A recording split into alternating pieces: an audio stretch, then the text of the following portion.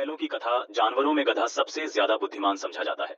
हम जब किसी आदमी को पल्ले दर्जे का बेवकूफ कहना चाहते हैं तो उसे गधा कहते हैं। गधा सचमुच बेवकूफ है या उसके सीधेपन, उसकी निरापद सहिष्णुता ने उसे यह पदवी दे दी है, इसका निश्चय नहीं किया जा सकता। गायें सींग मारती हैं, ब्याई हुई गाय तो अनायास ही सिंहनी का रूप धारण कर लेती है।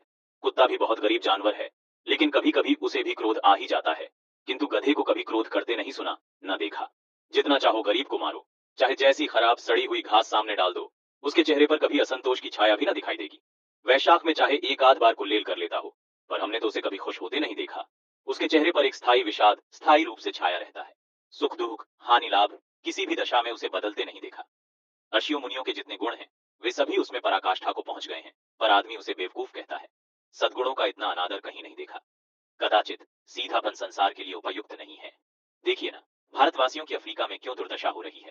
क्यों अमेरिका में उन्हें घुसने नहीं दिया जाता। बेचारे शराब नहीं पीते, चार पैसे कुसमय के लिए बचा कर रखते हैं, जी तोड़कर काम करते हैं, किसी से लड़ाई झगड़ा नहीं करते, चार बातें सुनकर गम खा जाते हैं, फिर भी बदनाम है।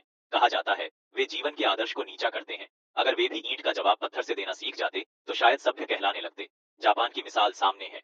एक ही विजय ने उसे संसार की सभ्य जातियों में गण्य बना दिया। लेकिन गधे का एक छोटा भाई और भी है, जो उससे कुछ ही कम गधा है, और वह है बैल।